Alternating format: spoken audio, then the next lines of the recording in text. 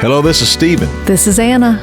And this is the Stephen and Anna Wood podcast, where we talk about family, God, contemporary topics, and even pet peeves. Unscripted, Unbridled, uncanny, and we hardly ever know what we're talking about, but we hope you enjoy it as much as we do. Well, good evening, y'all.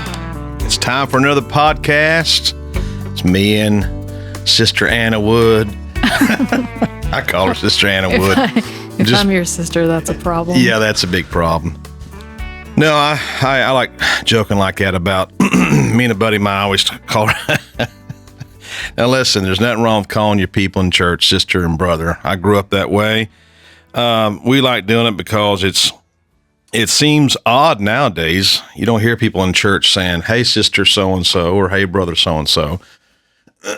But it was a norm back when I was a kid. How about you, Anna? Did you have that growing up? Did not. No. You didn't? They just called each other by their name.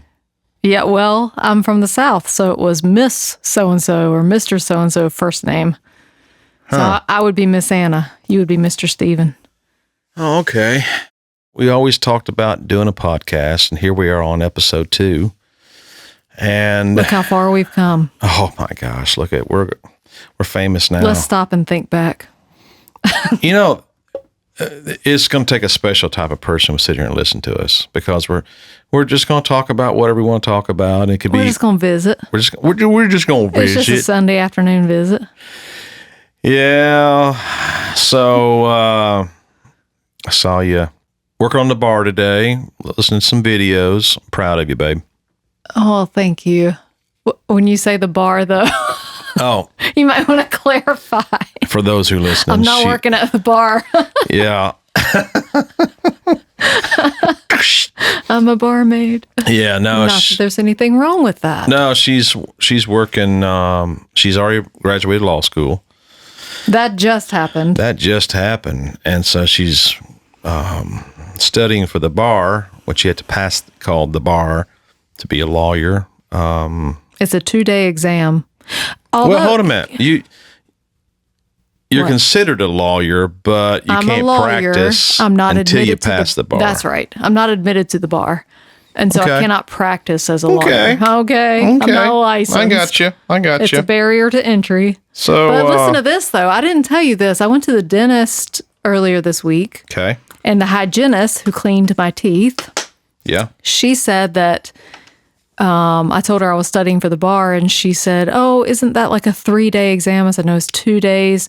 She said to be a dental hygienist, it's, I think, a 9-hour exam. And she said it costs $2,000 to take that exam. And so everybody just treats it like a job to study for it, because you don't want to have to fail 9 hours? You don't want to have to fail it, because then you have to wait 3 months before you can take it again. I mean, it sounds almost just as intense as the bar exam. That's crazy. I thought so. Not to be a dentist, you understand, not just for the hygienist. I don't even know what the dentist has to go through, but that's for just doing the cleanings and taking the x-rays, the nurse kind of role. So I thought that was kind of crazy. To be a trash man, you had to go like summer camp. Oh, you wouldn't believe what you have to do to be a trash man. It's like 3 months. You have to do a lot of stuff that has nothing to do with taking care of the trash. Yeah. But we have to do it with rhythm. That's the key. It's anyway, enough of that. Nonsense. So you don't know anything about being a trash man. You know, I met a guy that I don't know exactly what he was doing, but I think he was actually getting dirty, and he was making over $100,000 a year. What do you mean he was getting dirty? I think he was the one on the back of the truck. Oh, you mean he was a trash man? Yeah, I think he was making $80,000 to $100,000 a year doing that, and I wouldn't put it past him, because people you'd have to pay me at least that to do that job. Yeah, it's that sweet and sour mash smell that you get to smell every day. And you eventually emit yourself. You know, Go ahead. When I was single one time, I went out on a date with this girl that worked in the hog factory. And she said, "You're making stuff up." I'm not. She worked in the hog factory, and huge, like, oh, those places that over 1 million hogs, Yeah, like a corporate operation. And she said you can take a shower after work. You can take a shower 3 or 4 times and still smell them hogs in your hair and stuff. Oh, I bet. My mom used to say it's in your nostrils. It's when you got a smell that you can't get rid of. It's not on you, it's in you. It's kind of like the person when they say, "What does that smell?" And they're like, "Oh, it's nothing. It's your top lip." But your mom said it's in your nostrils, not the top lip. Yeah. Same, I guess. Well, that's cool. I bet you'd have to shower like in tomato juice. Isn't that's a thing for skunks? If you get sprayed by a skunk, you have to bathe in tomato juice to get rid of the smell. So I'm guessing that the tomato juice has acidic and maybe it's a pH thing. I don't know. It's a pH. We're not chemists. We need to get a hold of the skunks and let them know. I wonder what would happen have if you tried tomato soup? Wait. Yeah, what if you bathed a skunk in tomato juice? Bathe the skunk in tomato juice. Do you think V8 would work? Because that's vegetable juice. No, that's not mostly tomato juice. It'd have to be homemade, babe. It will only take care of the smell. You're saying you'd have to mash the actual tomatoes yourself? Yes. I don't think so. To get rid of that smell for the skunk. I don't think so. You have to put him on a tomato-only diet. Anyway, nowadays you can't tell when you drive by some of these places whether you smell a skunk or it's marijuana. It's true. The smell of marijuana is much more prevalent than ever. Yeah, I remember as a kid, the only time I smelled that. It's not our neighborhood. Yeah. Just to clarify. Yeah, it's not our household. It's not our neighborhood. Generally speaking, you can be driving down the road and catch a whiff of it. But if you go to Vegas, car next door. Yeah, you go to Vegas. I remember the first time I went to Vegas. I told my brother, I said, "Man, I have done nothing but smelled skunk since I've been here." And what did your brother say? And my brother laughed. He said, "No, buddy, that's called marijuana." Your brother's so worldly. Yeah. Well, it's legal there. I didn't know it was so legal there, and it's very legal there. But yeah, the many aromas of life: marijuana, weed, hogs. Okay. What do you think? What do you think is the worst possible job you could have? The worst? Yeah. Like I guess if you had really limited options, like childcare. No, come on. No, because it could. If you had made some bad life choice, some poor life choices that kind of left you backed into a corner where you could only get certain jobs. Well, obviously, you're thinking of something that's sludgy. Well, you wouldn't be working with children. Probably dealing with porta potties. Oh, that's a good one. I was going to say probably cleaning out septic tanks, which is similar. Yes. But then again, cleaning out septic tanks, I'm sure you got a lot of equipment, Well, you have equipment, but you still got to get down in there. But you can mess up probably with unless you got some kind of crane ordeal. Anyway, I wouldn't want to be doing neither one of them. No, they deal with the same stuff. The same stuff. But it looks like we're on the same page about what the worst possible stuff happens, babe. Wait, there used to be a show called Dirty Jobs? Was it called Dirty Jobs? Yeah, Mike something. Yeah, and he would go and actually do the job for a couple of weeks. I like that guy because I seen him talk about how the whole push is get people to go to college. And he's like, what happened to trade school? What happened to sending guys to trade school and learning something to do with their hands? He was given advice before his time because absolutely trades are in high demand. Oh, absolutely. And there are very few people to fill those jobs, so they're high-paying jobs now. Yep. Even plumbers. No, my cousin's daughter, no, seriously though, especially plumbers, I think.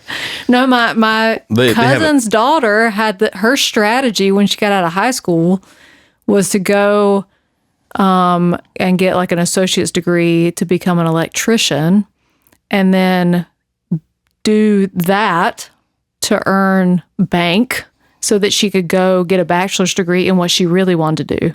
And I thought that was pretty smart. And she's a smart girl.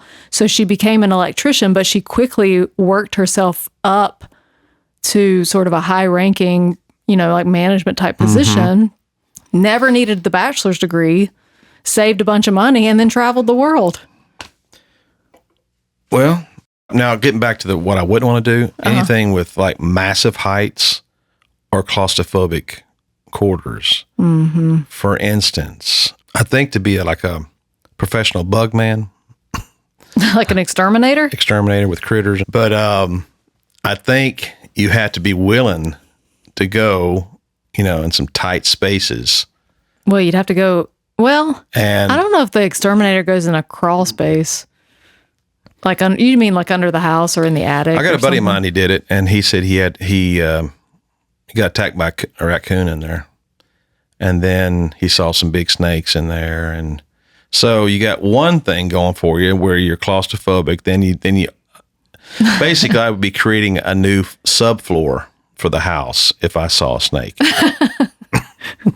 Wait, have you always lived in a home with a crawl space or and do you go in a crawl space? Actually, the house I grew up in was a slab home.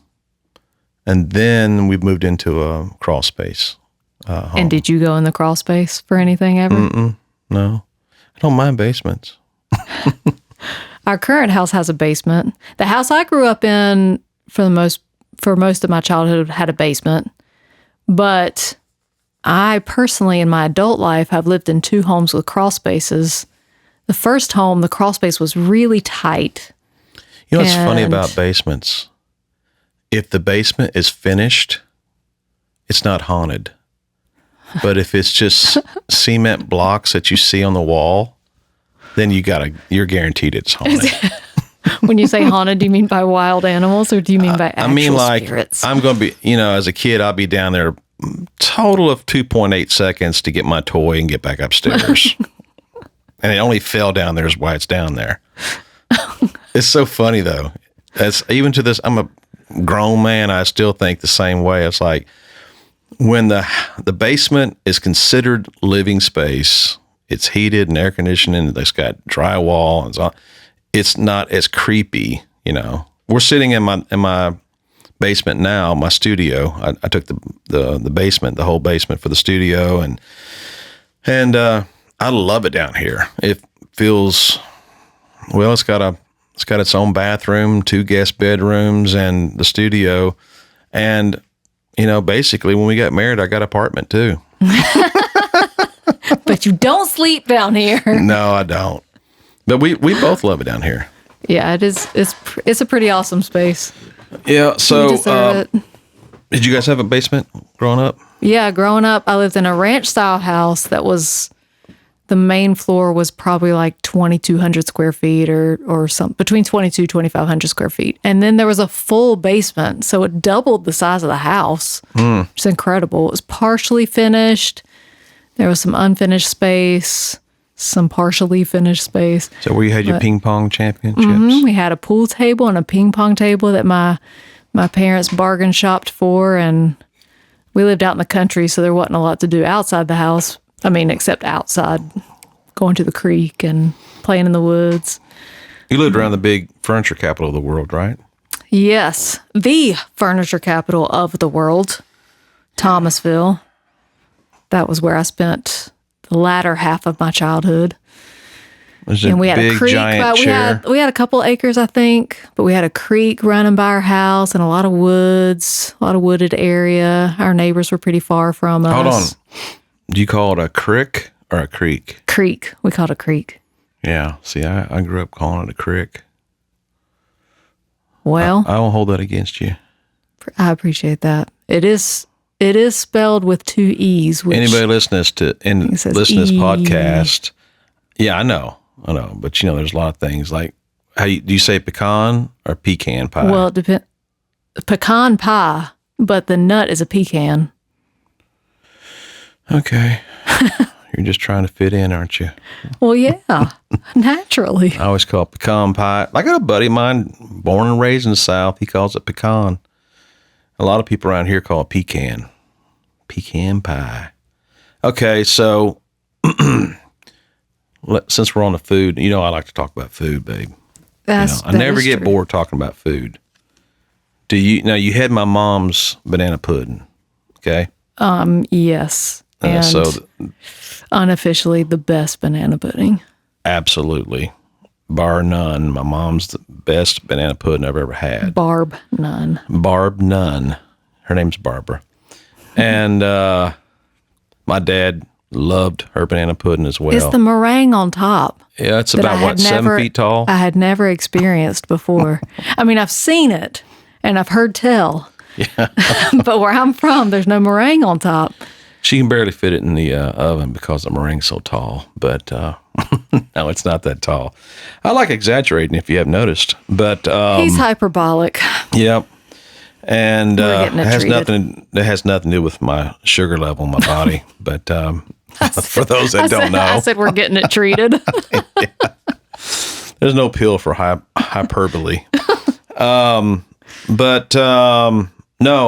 So you've had, like, there's a place here in the South called Smithfield's Barbecue and Chicken, or Smithfield's Barbecue. Chicken and Barbecue.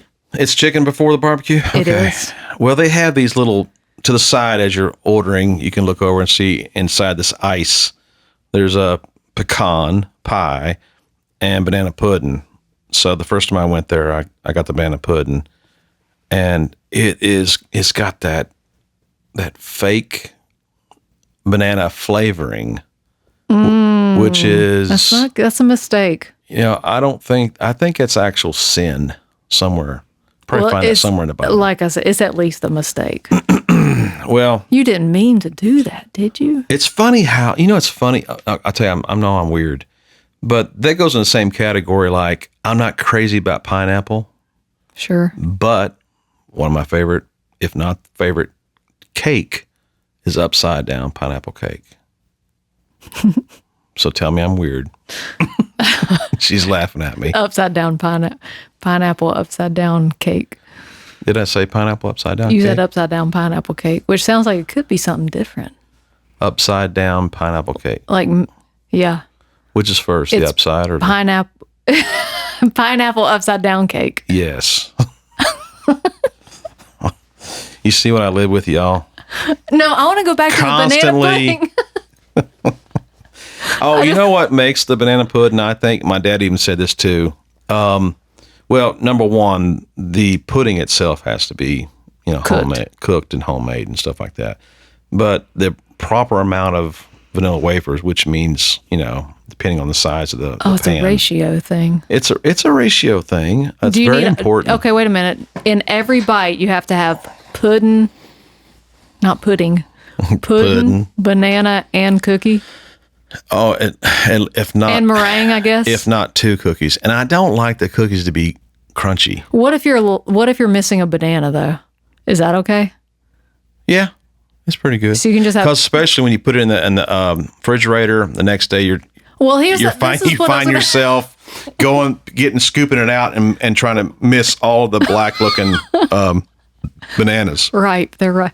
No, well, okay, so this is my problem with using the banana flavored pudding, is that banana, when you put it in something, it is so prolific. I mean, it permeates everything. Mm-hmm. And immediately everything tastes like banana. So there's no need for the artificial banana flavor. If you just use vanilla pudding and you put the bananas in the pudding, then you've got banana flavored, like naturally banana flavored pudding. So I don't understand. Yeah. We probably need to write a dissertation on it. I don't know about that, but there's a difference. That natural flavoring is pretty rank.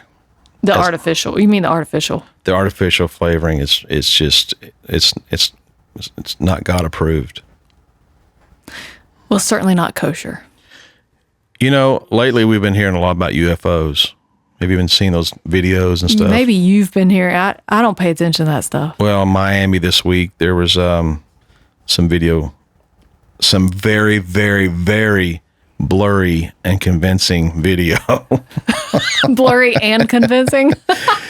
No, it's always... It's a case of you see what you want to see. The best of any video out there, is the comment section. Definitely.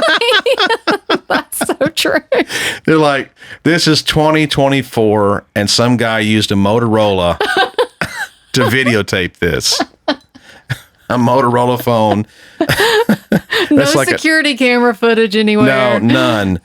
But supposing there were 8 to 10 feet creatures walking the streets of Miami and nobody pulled out a phone that was at least past the year 1992 to videotape it.